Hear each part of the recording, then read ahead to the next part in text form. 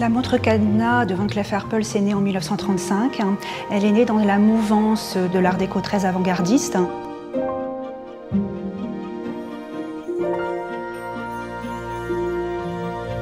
Dès le début des années 1930, chez Van Cleef & Arpels, la mode était au cubisme, donc des bijoux absolument incroyables, faits de courbes, de contre-courbes, de lignes droites, des bijoux très architecturés, très modernistes. Et voilà, tout d'un coup, on voit surgir cette montre absolument incroyable. C'est vraiment la preuve de ce qu'est un grand joaillier, c'est vraiment l'audace.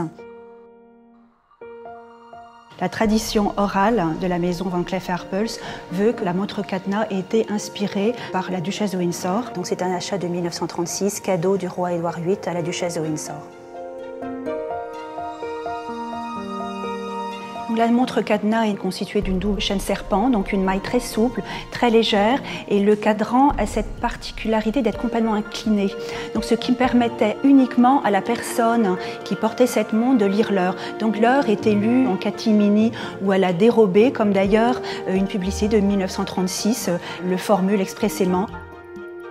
C'est la période de l'Art déco et les gens ont commencé voyager entre les deux continents. Les riches américains sont venus en France en paquebot. Ils sont allés chez Van Cleef pour acheter des bijoux et rentrer aux États-Unis avec le style français.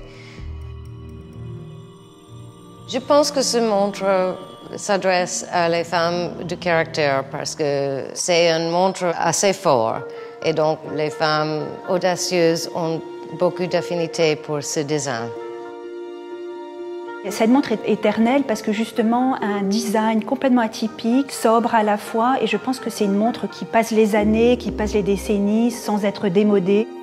Elle a été appréciée des femmes dans les années 30, elle est aujourd'hui appréciée des femmes dans les années 2000, donc il n'y a aucune raison pour qu'elle ne soit pas dans 50 ans. Dans 100 ans, je dirais c'est le propre d'une montre totalement iconique comme l'est la montre cadenas.